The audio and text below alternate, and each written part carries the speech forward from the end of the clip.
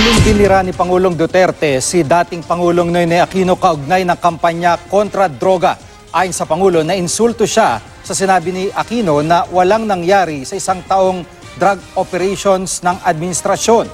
Sabi ng Pangulo, masakit para sa kanya na minaliit ni Aquino ang kampanya kontra droga gayong maraming sundalo at pulis ang namatay at nasugatan sa mga operasyon. Ibilitan mo na walang nangyari. Masakit naman yan. Naiinsulto ako. Marami akong namatay. Pero marami rin akong at at the cost of the lives of soldiers and police.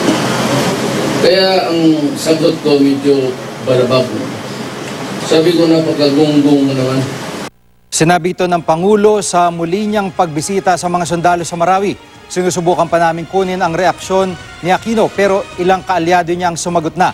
Ayon kay dating presidential spokesperson Edwin Lacerda, walang nagawa ang pagmumura ni Pangulong Duterte kay Aquino, kundi ipakita lang daw kung gaano kagaspang ang ugali ng Pangulo. Sabi naman ni Liberal Party President at Senador Kiko Pangilinan, hindi kailangang murahin at insultuhin ang kapwa kung hindi ka sang-ayon sa sinasabi nito. Nagpasaring din ang Pangulo kay Senadora Grace Poe na nagsabing dapat bantayan ng Pangulo ang kanyang lengguwahe matapos itong murahin si dating Pangulong Aquino.